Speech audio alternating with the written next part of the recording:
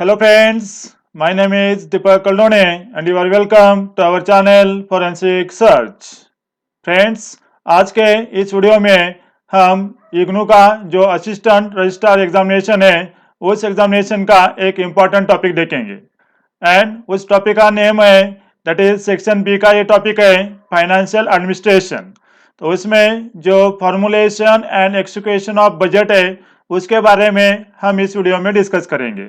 इसका जो basic introduction का पार्ट है फाइनेंशियल एडमिनिस्ट्रेशन का उसके ऊपर हमने पहले से एक वीडियो अपलोड करके रखा है, चाहिए तो आप उसको डिटेल के लिए देख सकते हैं। उसका लिंक आपको इस वीडियो के डिस्क्रिप्शन बॉक्स में मिल जाएगा। आज के इस वीडियो में हम क्या क्या डिस्कस करने वाले हैं उसमें हम देखेंगे budgetary procedure that means formulation and execution of budget. तो उसमें हम देखेंगे कि बजट को कैसे फॉर्म किया जाता है, कौन कौन से वेरियस स्टेप्स है उनके थ्रू फाइनल बजट को अप्रूव किया जाता है। देन उसके बाद हम देखेंगे जीरो बेस बजटिंग, एक नया बजट का कंसेप्ट आया है जीरो बेस बजट, तो उसको भी हम इस वीडियो में डिटेल में देखेंगे। उसके बाद हम देखेंगे epochal budget and black budget and उसके बाद इंपॉर्टेंट है that is consolidated fund of India. Then उसके बाद public account fund and then उसके बाद देखेंगे हम CAG that is controller and auditor general of India. ये सारा बेसिक इंफॉर्मेशन है बजट के बारे में। उसके पहले भी एक बेसिक फाइनेंशियल एडमिनिस्ट्रेशन क्या होता है, बजट को कैसे फॉर्म किया जाता है, इंडिया में सबसे पहला बजट कब फॉर्म किया गया, कौन से फाइनेंस मिनिस्टर ने बजट को फॉर्म किया, उन्होंने कितने बार उसको बजट को पेश किया गया, ये सारा डिटेल्स के लिए आप एक जो हमने पहला वीडियो अपलोड किया है उसको आप देख सकते हो। इस वीडियो में हम ये सारे पॉइंट को डिस्कस करने वाले हैं।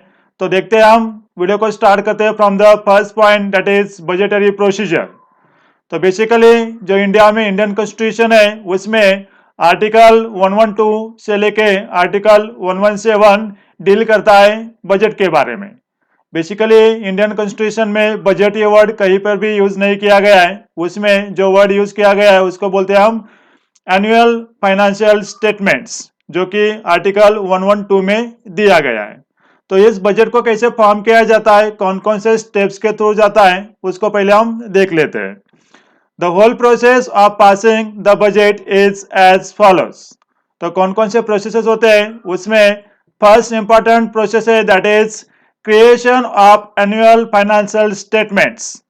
इंडिया में जो आर्टिकल 112 है इंडियन कॉन्स्टिट्यूशन में, उसमें बोला गया है कि इंडिया का जो 1 ईयर का दैट मीन्स कि 1 फाइनेंशियल ईयर का जो भी एक्सपेंडिचर होगा या इनकम होगा उसका स्टेटमेंट पार्लियामेंट में प्रोड्यूस करना पड़ेगा।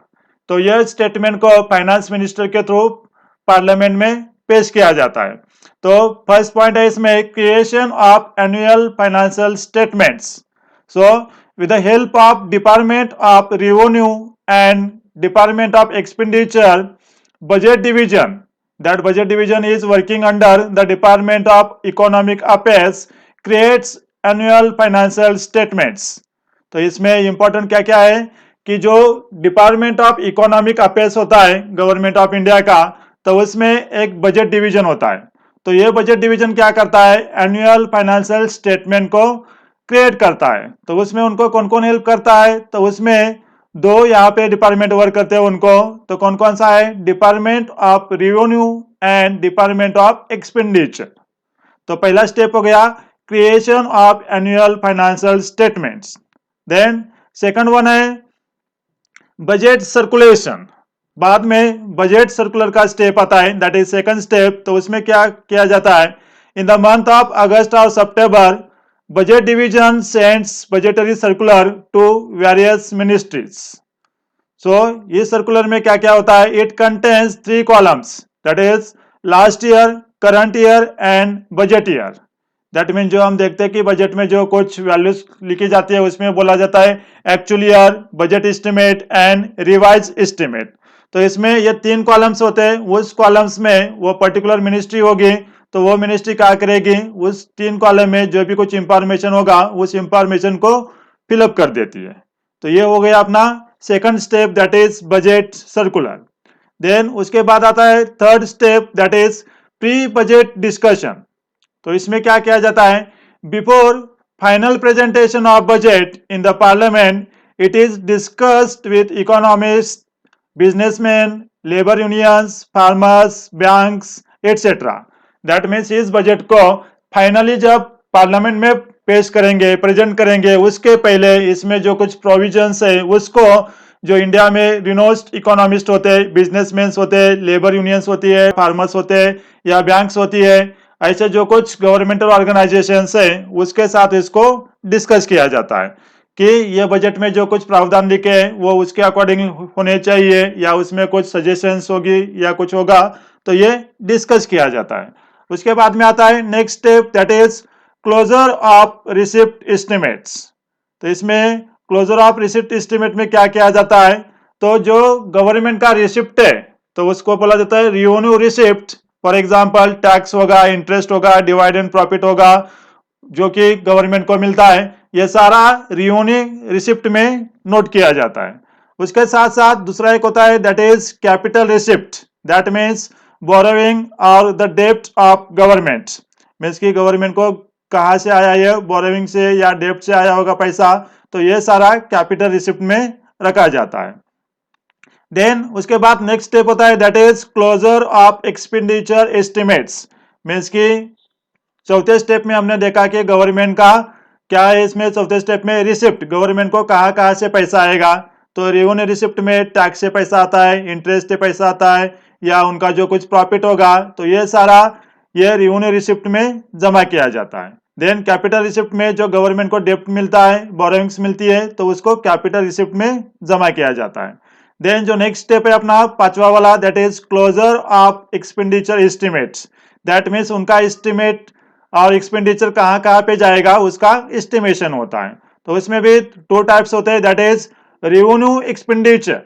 तो इसमें क्या क्या उसका एक्सपेंडिचर होगा, that is payment of employees, जितने भी गवर्नमेंट के एम्प्लॉयज होते हैं उनका पेमेंट, या फिर पेंशंस होगी, ग्रांट्स होंगे या सब्सिडीज होगी, तो उसको पे करने के लिए जितना पैसा जाएगा वो सारा एक्सपेंडिचर रेवेन्यू एक्सपेंडिचर के अंडर जमा किया जाएगा।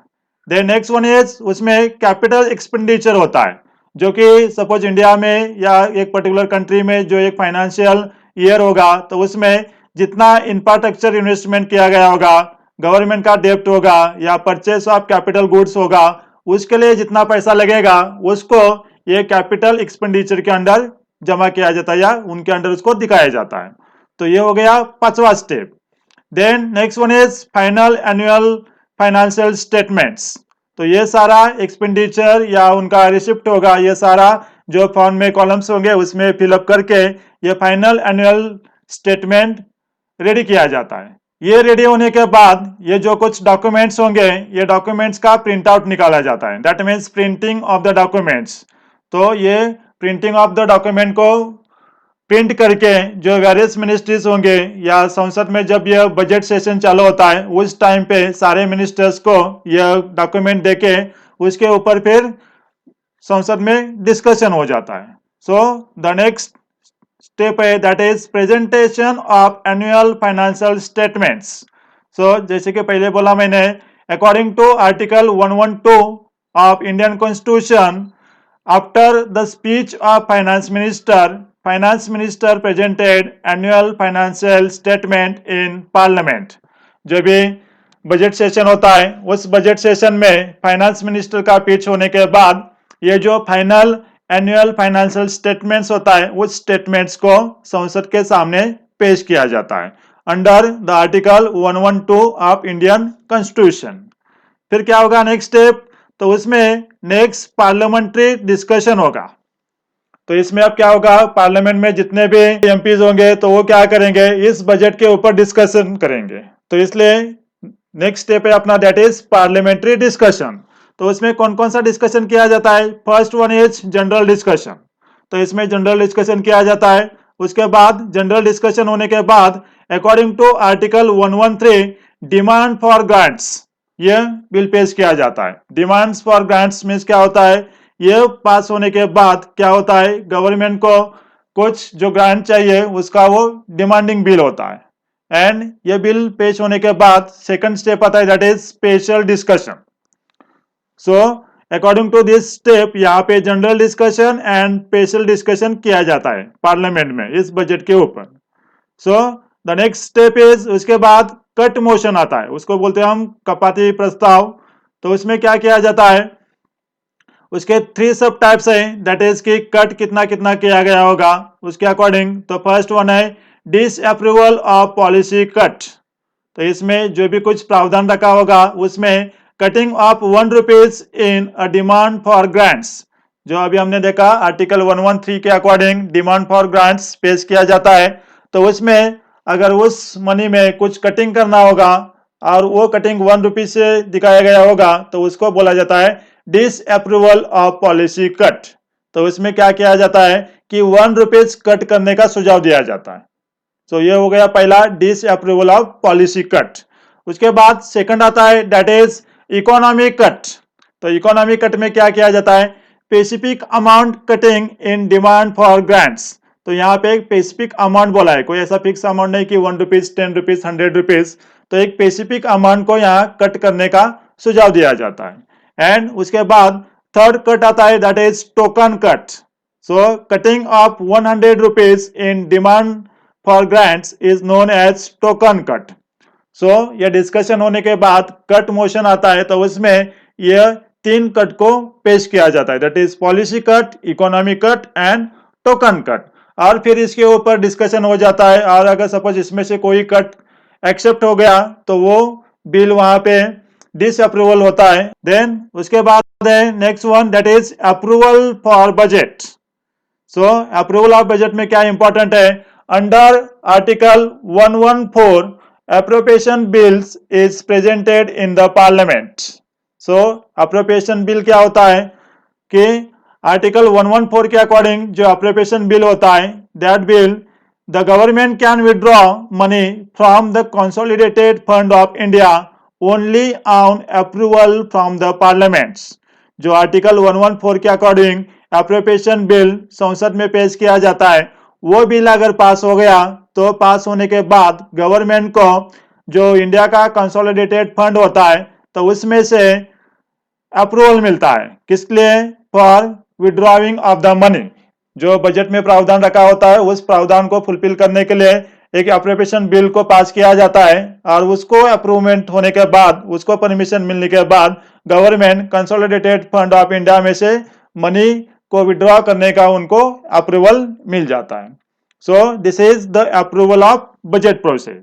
देन उसके बाद आता है under article 117 passing of finance bill. The parliament has to pass a finance bill within 75 days of its introduction. जब एक बिल को, दैट मीन्स इस बजट को या फाइनेंस बिल को जब संसद में पेश किया जाता है तो उससे 75 डेज के अंदर इस फाइनेंस बिल को पास करना पड़ता है। So according article 117 passing of the finance bill is takes place in the parliament. फिर यह पास होने के बाद क्या होता है, after the signature of the president this bill get finalise and converted into a law. जैसे कि यहाँ बोला संसद में डिस्कशन होने के बाद उसको 75 डेज के भीतर इसको पास करके लेना पड़ता है। उसके बाद जब ये लोकसभा में पहली बार फाइनेंस बिल को पेश किया जाता है, फाइनेंस बिल को लोकसभा में डिस्कस करने के बाद उसको राज्यसभा के पास भेजा जाता है। फिर राज्यसभा उसको देख के उसके ऊपर कुछ सजेशन दे सकती है, और उन्होंने जो सजेशन दिया वो लोकसभा उसको एक्सेप्ट कर सकती है या निगलेक्ट भी कर सकती है। उनके ऊपर कोई कंपल्सन नहीं कि वो सुझाव दिया राज्यसभा ने उसको एक्सेप्ट करना है। फिर अगर वो राज्यसभा ने उसको जल्दी से पारित करके लोकसभा में नहीं भेजा तो लोकसभा क्या करती है कि सपोज फॉर एग्जांपल राज्यसभा ने उसको कुछ सुझाव दिए होंगे या फिर उसको नामंजूर किया होगा, तो राज्यसभा को कोई ऐसा राइट नहीं है कि ये फाइनेंस बिल को वो डिसअप्रूव कर ले। तो बाद में फाइनली ये बिल को लोकसभा ने पारित किया, अप्रूव किया, ऐसा बोल के उसको प्रेसिडेंट के पास भेजा जाता है। फिर प्रेसिडेंट उसके ऊपर फाइनल सिग्नेचर करेंगे and that bill is converted into a law. And according to this law all the financial activities of that government are carried out in a particular financial year। जो एक आर्थिक वर्ष होता है, एक फाइनेंशियल ईयर होता है, तो उस फाइनेंशियल ईयर में गवर्नमेंट को जितने सारी एक्टिविटीज रन करनी पड़ती है, फॉर एग्जांपल पेंशन हो एम्प्लॉइज के पेमेंट हो या जो भी कुछ हमने लास्ट वाले स्लाइड में देखा, ये सारे फाइनेंशियल एक्टिविटीज को इस फाइनेंस बिल में जितना प्रोविजन रखा होगा उसके अकॉर्डिंगली ये सारे फाइनेंशियल एक्टिविटीज को कैरिड आउट किया जाता है बाय गवर्नमेंट। सो ये हो गया अपना passing of the finance bill के बारे में।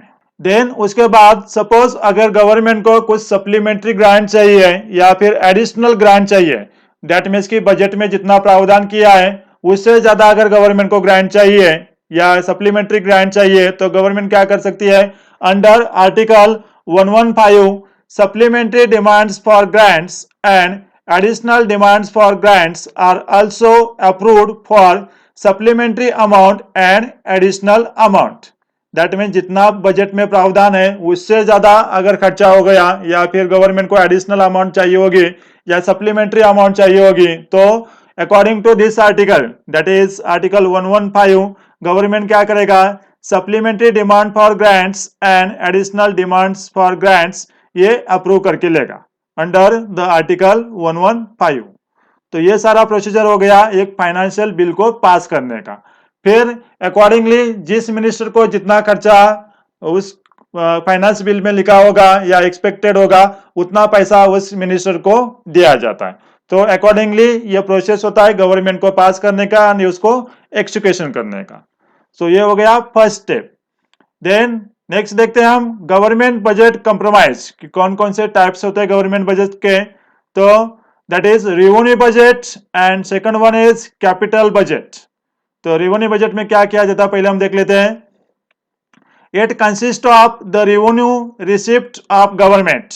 दैट मीन्स गवर्नमेंट के पास जितना भी रेवेन्यू आएगा, जितना भी पैसा आएगा तो उसको बोला जाता है रेवेन्यू बजट। तो उसमें क्या आएगा, tax and non tax revenues and the expenditure made from this revenues.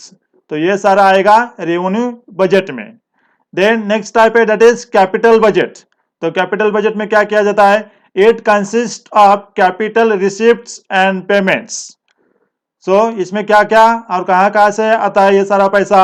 The main items of capital receipts are loans raised by government from public which are called as market loans, as well as borrowings by government from reserve banks and other parties through sale of treasury bills, then loans received from foreign governments and bodies, and recoveries of loans granted by central government to state and union territory governments and other parties।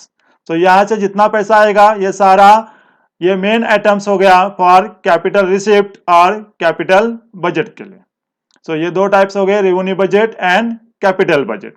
फिर इसके बाद एक important terminology है that is zero base budget.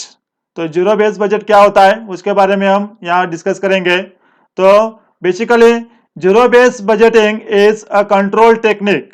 कि कौन सा technique है, तो उसमें क्या किया जाता है, which requires that an organisation while preparing its budget should not take earlier year's expenditure for granted but should start afresh। That means इसमें क्या बोला गया है कि ये कंट्रोल टेक्निक है। तो उसमें क्या किया जाता है, जो भी कोई ऑर्गेनाइजेशन होगी वो ऑर्गेनाइजेशन अपना बजट प्रिपेयर करेगी तो उस टाइम में क्या किया जाता है कि उसमें don't consider earlier years expenditure. That means last year में कितना एक्सपेंडिचर उस पर्टिकुलर ऑर्गेनाइजेशन का या उस पर्टिकुलर डिवीजन का, उस ऑर्गेनाइजेशन का लास्ट ईयर कितना खर्चा हो गया उसके ऊपर फोकस नहीं करना है, इस ईयर कितना खर्चा होगा उसको देखना है। इसलिए यहाँ पे बोला गया है कि for granted but should start afresh और रिफ्रेश। मीन्स कि उसको इस ईयर में, करंट ईयर में कितना खर्चा होगा उसके अकॉर्डिंगली उसको फ्रेशली एस्टिमेट उस बजट में दिखाना है, इसलिए उसको बोला जाता है कि जीरो बेस बजट। तो और इसमें क्या है, this concept implies that a complete re examination of the ongoing programmes and activities should be carried out to assess their continued utility. That means हम क्या करते हैं, यहाँ पे एक एक्सपेक्टेड एक्सपेंडिचर होता है तो इसमें क्या किया जाता है कि उस एक्सपेंडिचर को री एग्जामिन किया जाता है। दैट मीन्स अकॉर्डिंगली प्रोग्राम्स या एक्टिविटीज जो भी अभी चल रही है और फिलहाल जो भी उसका करंट रेट होगा उसके अकॉर्डिंगली उसको री एग्जामिन करके जो भी कुछ मनी लगेगा उस मनी का प्रावधान इस बिल में किया जाता है। इसलिए इसको बोला गया है कि complete re examination of ongoing programs and activities, as well as it identifies alternatives and efficient methods of utilizing limited resources in the effective attainment of selected benefits. That means जितना भी हमारे पास limited resource होगा उसको maximum utilize करना है, किस लिए? For effective attainment of selected benefits, इसलिए इसको बोला जाता है जीरो बजट। अब हम देखते हैं कि इसका हिस्ट्री क्या है जीरो बजट का, कब ये स्टार्ट हो गया जीरो बजट का कंसेप्ट। तो पहले देखते हैं हम वर्ड का हिस्ट्री। तो उसमें in 1924 Hilton Young trace the need of annual rejustification of budget programmes. 1924 को हिल्टन यंग ने पहले बार ट्रेस किया गया कि जो भी कुछ एनुअल स्टेटमेंट होगा, बजटरी प्रोग्राम्स होगा, उसको रीजस्टिफिकेशन करना है। ठीक है, तो ये हो गया पहला 1924 का। फिर उसके बाद है in 1960 the US defence department introduced the programme planning and budgeting system. तो पहले बार 1960 में यूएस डिफेंस डिपार्टमेंट में पहले बार ये इंट्रोड्यूस किया गया programme planning and budgeting system. Then उसके बाद in 1962 the budget director suggested that each program be justified from zero, and in 1964 this department prepared the budget। तो पहले बार 1960 में यूएस डिफेंस डिपार्टमेंट में ये कंसेप्ट को लागू करने का सोचा उन्होंने। तो उसके अकॉर्डिंगली 1962 में क्या किया, जो बजट डायरेक्टर थे तो उन्होंने सजेस्ट किया कि हर एक प्रोग्राम को जस्टिफाइड करना है from the zero, and accordingly 1964 में ये यूएस डिफेंस ऑफ डिपार्टमेंट में पहले बार अकॉर्डिंग टू दिस कंसेप्ट इसको प्रिपेयर किया गया 1964 में। देन नेक्स्ट इंपॉर्टेंट है इन 1964 Peter fear design it's logical framework and implemented it successfully in the private industry. तो यहाँ पे ध्यान रखने वाली बात यह है कि जीरो बेस्ड बजट पहले बार प्राइवेट इंडस्ट्री में पेश किया गया था, फिर वहां से इस कंसेप्ट को गवर्नमेंट बजट में लिया गया। तो अकॉर्डिंगली इन 1969 पीटर पियर ने पहली बार इसको इंप्लीमेंट किया successfully in the private industry.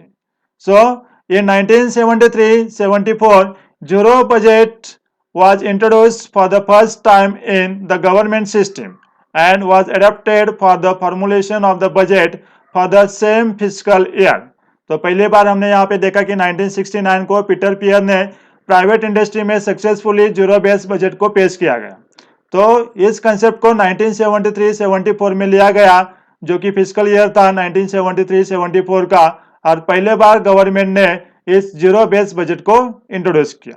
यहाँ पे इंपॉर्टेंट पॉइंट यह है कि Peter Pyhrr is known as father of zero budget concept. तो इसके ऊपर क्वेश्चन आ सकता है कि जीरो बजट कंसेप्ट के फादर किसको बोला जाता है, तो वो है पीटर पियर। तो इस पीटर पियर ने 1969 में पहले बार लॉजिकल फ्रेमवर्क को डिजाइन किया गया था एंड उसको इंप्लीमेंट किया गया in private industry. That's why this Peter Pyhrr is known as father of zero budget. अब हम देखते हैं कि इंडिया में ये जीरो बजट का कैसे कैसे फॉर्मुलेशन हो गया। सो in India in 1983 the first application of the system was in the Department of Science and Technology।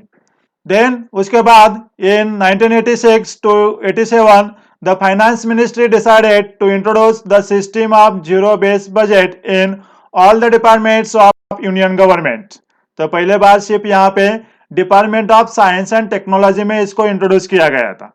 उसके बाद 1986 और 87 में फाइनेंस मिनिस्टर ने डिसाइडेड किया कि जितने भी सारे डिपार्टमेंट्स हैं तो उसमें all the departments of union government उसमें ये जीरो बेस्ड बजट को इंट्रोड्यूस करना है। सो अकॉर्डिंगली अगर हम इंडिया में देखेंगे कि कौन सा स्टेट था कि उसने पहले बार इस जीरो बेस्ड बजट को अप्लाई किया।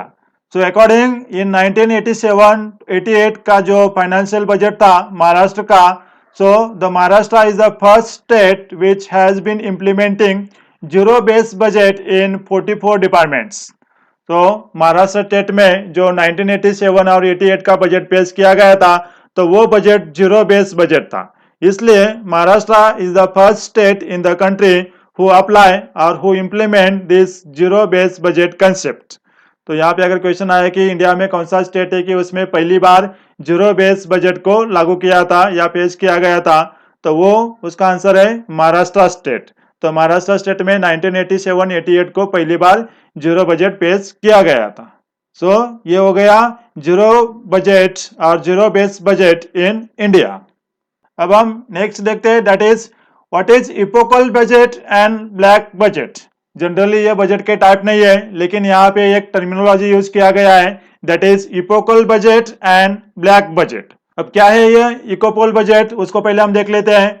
सो इन 1991 when the Dr. Manmohan Singh was a finance minister, they presented union budget mentioning the LPG policy। सबको पता है अपने को, जब नरसिंह राव प्राइम मिनिस्टर थे तब उस टाइम पे इन 1991 में डॉक्टर मनमोहन सिंह ने जो एक यूनियन बजट पेश किया गया था उसमें एलपीजी पॉलिसी को पेश किया गया था। LPG means liberalization, privatization and globalization. So from 1991 liberalization process started in the country. That's why this budget is known as epochal budget. So हम इसको क्यों epochal budget बोलते हैं? Because from 1991 से इंडिया में लिबरलाइजेशन का प्रोसेस स्टार्ट हो गया था। बिकॉज जो मनमोहन सिंह फाइनेंस मिनिस्टर थे 1991 में, उन्होंने जो बजट पेश किया था तो उसमें लिबरलाइजेशन का, प्राइवेटाइजेशन का और ग्लोबलाइजेशन का मेंशनिंग किया गया था बजट में, इसलिए उसको बोला जाता है इपोकल बजट, क्योंकि 1991 से लिबरलाइजेशन प्रोसेस स्टार्ट हो गया था, इसलिए उसको बोला जाता है इपोकल बजट। देन नेक्स्ट देखते हैं हम व्हाट इज ब्लैक बजट। सो जो 1973-74 का बजट पेश किया गया था यशवंत राव चौहान जी ने, तो उसमें लार्ज डिफिसिट थी, इसलिए उसको बोला जाता है ब्लैक बजट। अब यहाँ पे डिफिसिट बजट क्या होता है, बैलेंस बजट क्या होता है, सरप्लस बजट क्या होता है, इसके ऊपर हमने फर्स्ट वीडियो में सब कुछ डिस्कशन किया है, उसका लिंक इस वीडियो के डिस्क्रिप्शन बॉक्स में प्रोवाइड किया है, चाहिए तो उसको आप डिटेल में देख सकते हैं कि डिफिसिट बजट क्या होता है, बैलेंस बजट क्या होता है, सरप्लस बजट क्या होता है। सो यहाँ पे जो 1973-74 का बजट था जो कि यशवंत राव चौहान जी ने पेश किया था, उसमें लार्ज डिफिसिट थी, इसलिए उस बजट को बोला जाता है ब्लैक बजट। सो यहाँ पे ध्यान देने वाली बात यह है कि जो 1991 का बजट था उसको इपोकल बजट बोला जाता है, एंड जो 1973-74 का बजट था उसको ब्लैक बजट बोला जाता है। ये कोई टाइप्स नहीं है बजट के, सिर्फ इसको ये टर्मिनोलॉजी यूज की गई है। देन नेक्स्ट इंपॉर्टेंट टर्मिनोलॉजी है, that is consolidated fund of India. तो कंसोलिडेटेड फंड ऑफ इंडिया क्या होता है उसको हम देख लेते हैं। This consolidated fund of India is created under article 266(1) of Indian constitution. Indian constitution में जो आर्टिकल 266(1) है उसके अकॉर्डिंग ये consolidated fund of India create किया गया है। तो ये कंसोलिडेटेड फंड ऑफ इंडिया में जितना भी फंड होगा, रकम होगा, उसमें से not a single rupee can be withdraw from this fund without the permission of the parliament. Government इसमें से कोई भी पैसा नहीं निकाल सकता until and unless the permission of the parliament. तो इसलिए इसका परमिशन लेने के लिए under the article 114 the government can withdraw money from the consolidated fund of India only on approval from the parliaments, and so it has to get the appropriation bills approved by the parliament। अभी last वाले slide में हमने देखा था article 114 के according appropriation bills को संसद में पेश किया जाता है, फिर उसको अप्रूव होने के बाद गवर्नमेंट का एक पर्टिकुलर फाइनेंशियल ईयर में जितना भी खर्चा होगा उस एक्सपेंडिचर को फुलफिल करने के लिए कंसोलिडेटेड फंड ऑफ इंडिया से मनी को विड्रॉ किया जाता है। नेक्स्ट इंपॉर्टेंट पॉइंट है कंसोलिडेटेड फंड से रिलेटेड कि यहाँ कंसोलिडेटेड फंड में कहां से पैसा रिसीव होता है। So all the revenues received by the government, loans raised by it, and also its receipt from the recoveries of loans granted by it forms the consolidated fund of India। That means government को जितना भी revenue receive हो गया, जितना भी revenue generate हो गया, वो सारा पैसा as well as loans raised by government and its receipt from the recoveries of loans granted by the government, ये सारा पैसा कंसोलिडेटेड फंड में जमा किया जाता है। Then all expenditure of government is incurred from the consolidated fund। Government का जितना भी एक्सपेंडिचर होगा एक पर्टिकुलर फाइनेंशियल ईयर में, ये सारा एक्सपेंडिचर इनक्योर किया जाता है यह कंसोलिडेटेड फंड ऑफ इंडिया से। इसलिए ये consolidated fund of India important है, जो कि इंडियन कॉन्स्टिट्यूशन के आर्टिकल 266(1) के अकॉर्डिंग क्रिएट किया जाता है। तो लाइकवाइज एक दूसरा भी एक इंपॉर्टेंट फंड होता है and that fund is known as public account fund. अब ये पब्लिक अकाउंट फंड में क्या होता है? So this public account fund is created under article 266(2) of Indian constitution. अब इस फंड में कहां से पैसा आता है? So all the transaction relating to provident funds as well as small saving collections and other deposits etc. are stored in this public account fund, and the monies thus received are kept in the public account and the connected disbursements are also made therefrom. That means public account fund में कौन कौन सा पैसा आता है? जो government employees या private employees होता है उनका जो प्रोविडेंट फंड का जो एक डिडक्शन किया जाता है वो फंड यहाँ पे स्टोर करके रखा जाता है, या फिर जो स्मॉल सेविंग्स होती है पोस्ट ऑफिस एक्सेट्रा में या अदर डिपॉजिट होता है, ये सारा पैसा पब्लिक अकाउंट फंड में स्टोर करके रखा जाता है और बाद में उस एम्प्लॉय को जो प्रोविडेंट फंड मिलता है रिटायरमेंट होने के बाद वो पैसा भी इस पब्लिक अकाउंट फंड में से दिया जाता है। अब इसकी खासियत यह है कि any amount can be withdraw from this fund. अब यहाँ से कितना भी पैसा गवर्नमेंट ले सकता है, इसके लिए पार्लियामेंट की परमिशन की जरूरत नहीं है। That is any amount can be withdraw from this fund without authorization from the parliament. Means कि यहाँ संसद की या पार्लियामेंट की परमिशन की जरूरत नहीं है, बट यहाँ पे एक कंडीशन है कि जितना पैसा इस फंड में से निकाला होगा गवर्नमेंट में, बाद में same amount is again deposited in that fund. जितना पैसा निकाला होगा उसको बाद में उतना ही पैसा इस प्रोविडेंट फंड में गवर्नमेंट को वापस में डिपॉजिट करना पड़ता है। देन नेक्स्ट इंपॉर्टेंट फंड है and that fund is known as contingency fund. यह contingency fund is created under the article 267 of Indian constitution. और यहाँ पे ध्यान देने वाली बात यह है कि central government as well as state government can create their own contingency fund. That means कि जो आकस्मिक निधि बोलते हैं हम उसको, वो निधि central government as well as state government create कर सकता है। इंडिया का जो कंटिजेंसी फंड है उसमें 500 crore rupees contingency fund is created by the union government and this contingency fund is placed at the disposal of the president to incur urgent unforeseen expenditure. That means ये contingency fund होता है president के under और जितना भी urgent unforeseen expenditure होता है उसको उस एक्सपेंडिचर को फुलफिल करने के लिए यह कंटिजेंसी फंड में से अमाउंट निकाला जाता है। That mean suppose for example कोई आपत्ति आती है, नेचुरल डिजास्टर आता है, तो उसमें जितना भी नुकसान होता है सारा नुकसान फुलफिल करने के लिए कंटिजेंसी फंड ऑफ इंडिया से अमाउंट को निकाला जाता है। So parliamentary approval for such expenditure and for withdrawal of an equivalent amount from the consolidated fund is subsequently obtained and the amount spent from contingency fund is reoccupied to the fund. That means parliament का approval होने के बाद यहाँ पे suppose for example कोई natural disaster आया तो उसको फुलफिल करने के लिए उसमें जितना नुकसान हो गया वो अमाउंट देने के लिए यह कंटिजेंसी फंड ऑफ इंडिया से रकम निकाला जाता है और बाद में यह कंटिजेंसी फंड में से जितना पैसा निकाला होगा उतना ही अमाउंट बाद में उसमें फिर से री डिपॉजिट किया जाता है। देन इसके बाद नेक्स्ट टर्मिनोलॉजी देखते हैं हम, that is CAG. CAG means controller and auditor general.